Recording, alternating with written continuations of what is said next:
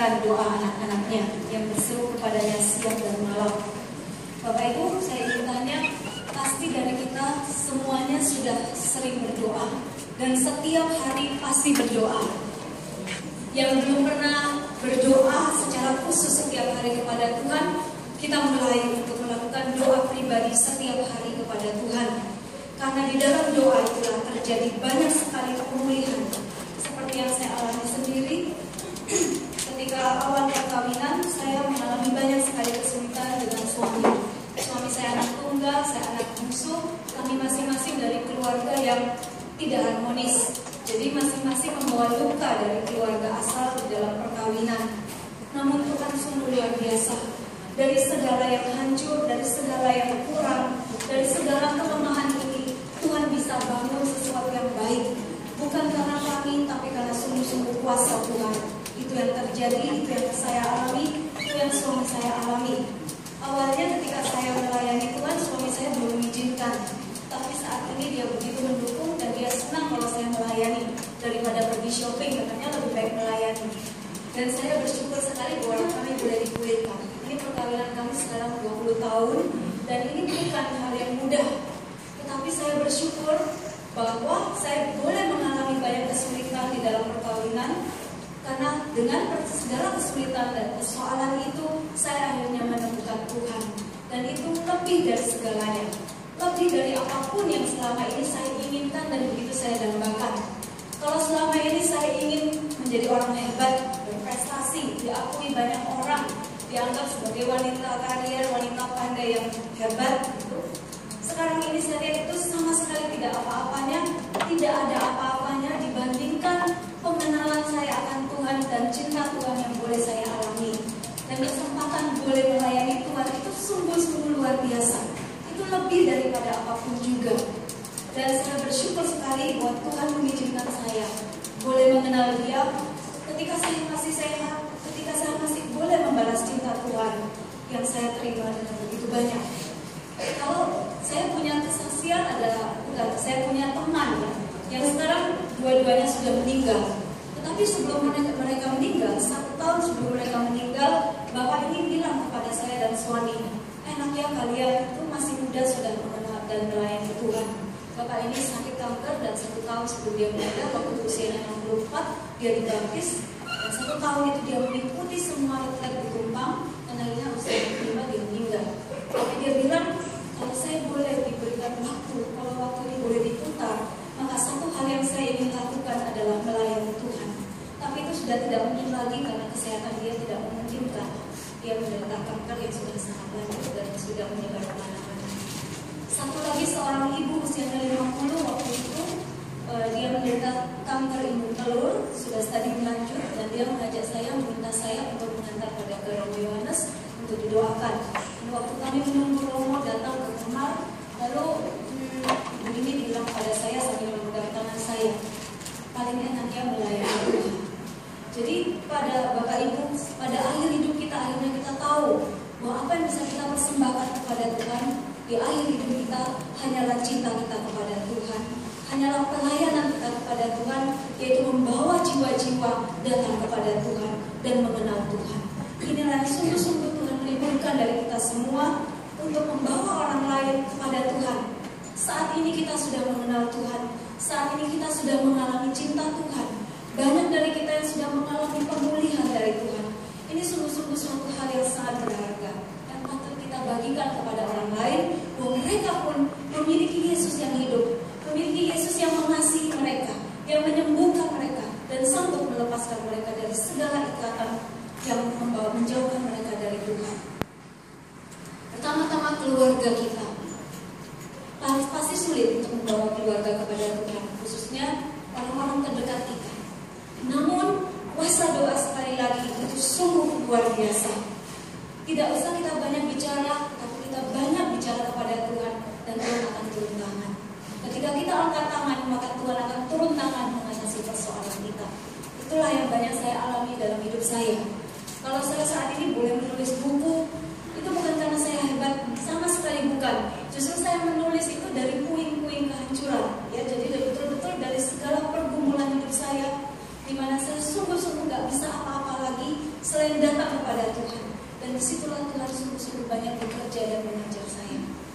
Bapak Ibu, kalau saat ini kita mengalami banyak persoalan, banyak penderitaan dalam hidup kita, hendaklah kita tetap bersyukur dan jangan sampai kita mundur, jangan sampai kita berkecil hati.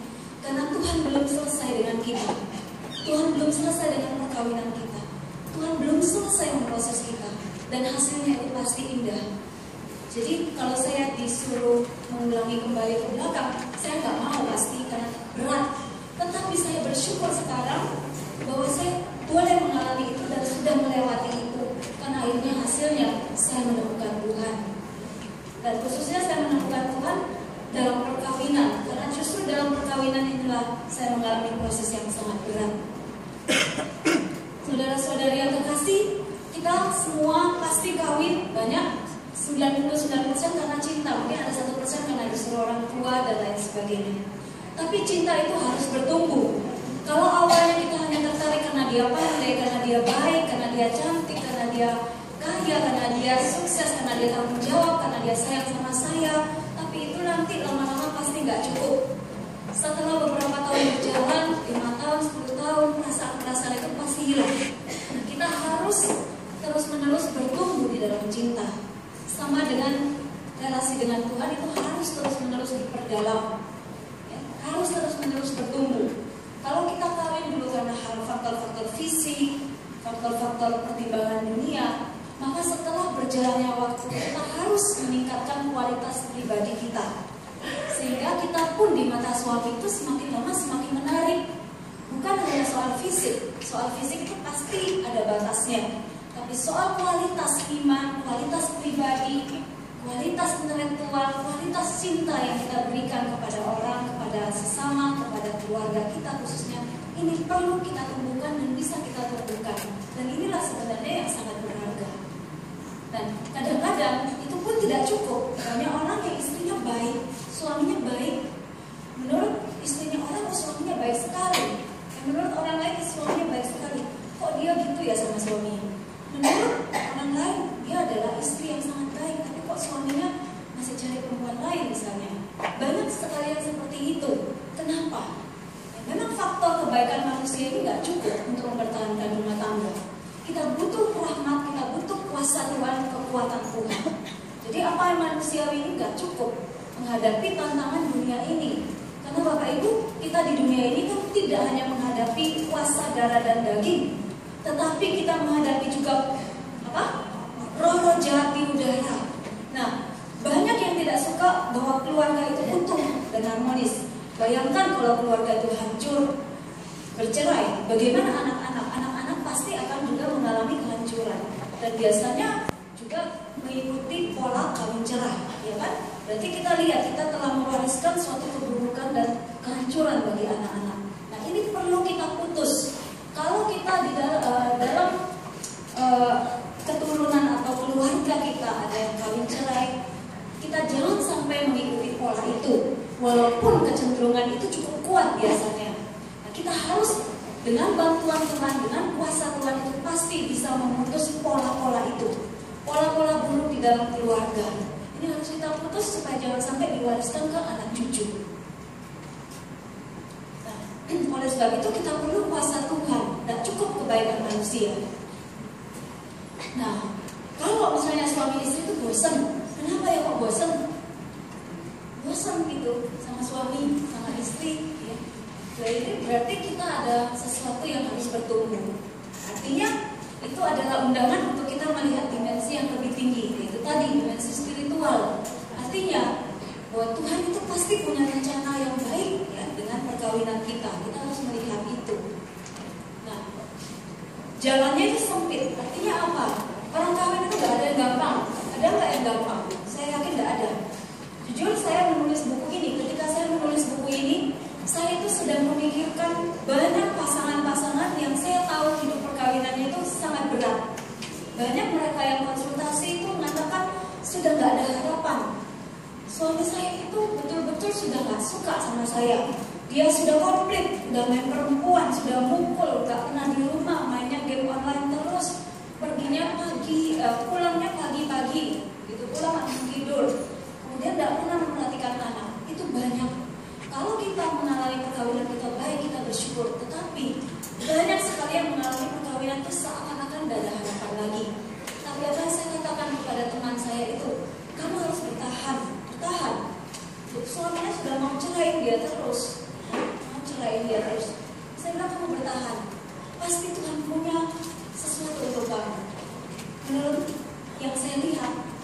seorang yang mau dipakai oleh Tuhan itu prosesnya juga nggak main-main. Pasti dia mengalami banyak proses yang berat. Tetapi saya bilang kamu harus bertahan. Pasti Tuhan punya rencana yang baik untuk kamu pribadi dan untuk keluarga. Dan sampai saat ini puji Tuhan dia masih bertahan, walaupun tiap kali juga masih mengeluh ya bahwa dia nggak kuat gitu. Nah ini adalah jalan yang sempit dan sesat untuk bertahan, untuk mengalahkan segala egoisme kita. Wah, zaman sekarang perempuan itu banyak yang untuk cerai, ya kan? Kalau kita lihat di TV, artis-artis itu semuanya yang cerai siapa sih? Yang perempuan loh. Bapak Ibu, kalau saya nonton juga infotainment. Kalau saya lagi olahraga di rumah, jadi saya tiap hari senang di rumah olahraga sendiri, gitu. Gak pergi ke tempat gym karena saya pikir buat waktu gitu. Jadi di rumah sambil nonton saya juga lihat-lihat gitu. Sambil olahraga saya nonton TV. Dan itu tuh kan menurut saya sebenarnya banyak perempuan. Nah ini kenapa bisa seperti ini? Memang ada perubahan ya, ada pergeseran nilai. Perempuan semakin sadar, perempuan semakin mandiri, perempuan semakin tidak mau diinjak-injak harga dirinya dan egoismenya semakin kuat. Nah kita kan tidak boleh seperti itu. Wanita-wanita kekasih Tuhan haruslah sungguh-sungguh wanita yang kuat di dalam Tuhan. Dia sungguh-sungguh mau mengalahkan egonya dan Tuhan Yesus yang harus menjadi pusat hidup. Egoisme kita hancurkan. Dan Tuhan Yesus yang harus menguasai hidup kita. Dia harus bertahta di tengah-tengah pusat kehidupan kita. Tujuan hidup kita adalah untuk menyenangkan Tuhan. Kalau keluarga kita baik, anak kita berhasil, anak kita beriman, ini sungguh-sungguh menyenangkan Tuhan. Ini yang harus kita pikirkan, bahwa kita hidup bukan untuk diri kita, tapi kita hidup untuk Tuhan. Seperti lagu tadi, apa? Lagunya tadi yang baik.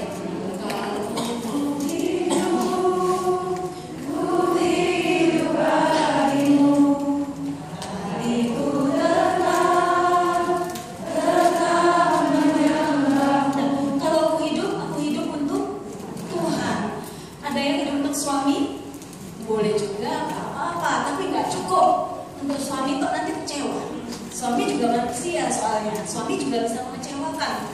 Kalau kita hidup untuk suaminya nggak bisa memenuhi kebutuhan kita bisa kecewa.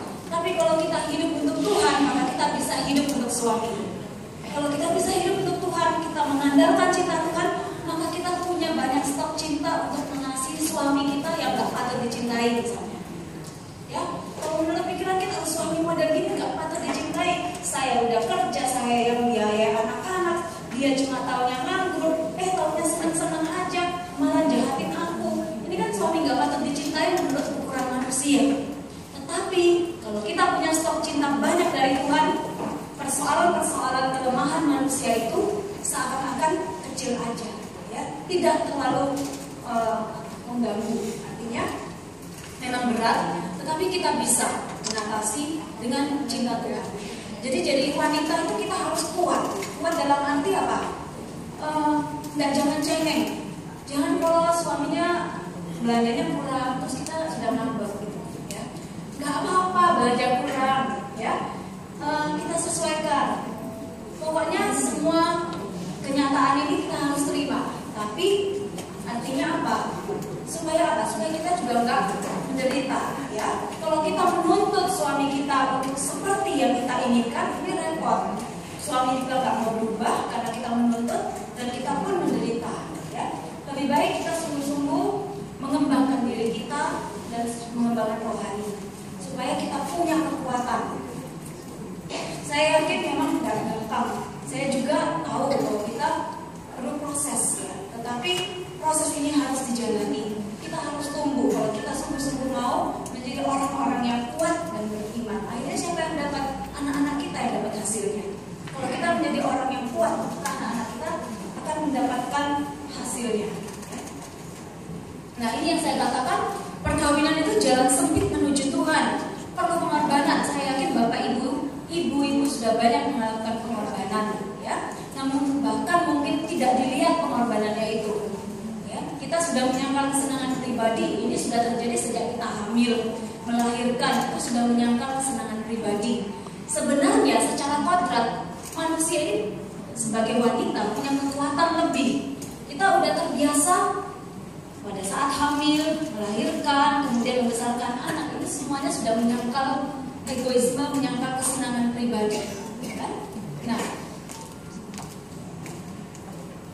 Nah ini yang kadang-kadang juga di dunia modern ini menjadi satu hal yang menyebabkan banyak perceraian, yaitu apa? Kekayaan, harta, status, materi. Banyak orang yang cerai karena suaminya nggak bisa mencukupkan dia. Nah ini kalau hal ini terjadi, memang ini benar-benar sangat disayangkan. Karena apa? Karena kita salah jalan. Kalau kita mau mencari kebahagiaan kita lewat materi atau uang, maka kita salah. Itu nggak akan bisa gitu. Pasti kita akan kecewa lagi. Karena bukan itu sebenarnya yang bisa memberi kebahagiaan. Hati kita ini diciptakan untuk Tuhan. Dan hanya Tuhanlah yang sanggup memenuhi kerinduan hati kita yang terdalam.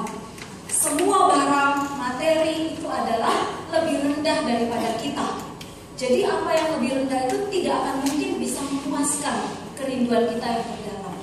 Jadi benda apapun, materi apapun itu tidak akan mungkin memenuhi kerinduan kita. Karena kita tercipta untuk Tuhan. Jadi hanya Tuhan yang bisa memenuhi kerinduan kita. Nah, ini juga bahaya yang lain kalau kita itu melekatkan hati kita pada barang, pada uang, pada dunia, maka kita akan mengalami ketumpulan rohani. Akhirnya malas berdoa, malas mencari Tuhan, malas baca kitab suci. Karena apa? Karena hati kita itu masih melekat kepada dunia. Jadi Tuhan itu nggak menarik. Nah oleh sebab itu kita perlu menangkal diri. Kalau ada hal-hal, misalnya teman mengajak kita, ayo kita pergi dugem. Dugem itu misalnya kemana? Kalau di Surabaya, mana? Oke lah, misalnya ada shopping lah, ya bolehlah sekali-sekali. Tapi kalau itu menjadi kebiasaan dan harus ya kita lakukan, kalau tidak rasanya nggak enak nih. Kalau nggak shopping, kalau nggak gesek kredit card rasanya nggak enak. Itu ada bahaya kita melekat. Nah ini membuat kita bisa mengalami ketumpulan rohani. Ya. Jadi kalau ada hal seperti itu, kita yang harus mengerem diri sendiri. Rasanya nggak enak yang mengerem, padahal boleh, padahal bisa kita lakukan. Tapi kita mengerem. Nah ini penyangkalan diri. Tapi ini efeknya besar. Akhirnya kita bisa menemukan bahwa yang terpenting itu sebenarnya hal-hal rohani. Ya. Cinta kepada Tuhan itu jauh lebih memberikan hiburan dan kebahagiaan daripada hal-hal materi. Nah ini keluarga ini adalah sekolah kehidupan.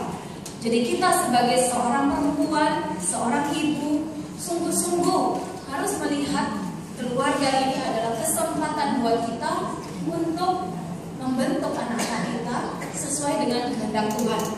Bapak Ibu, anak saya 5 bulan yang lalu itu studi ke luar negeri.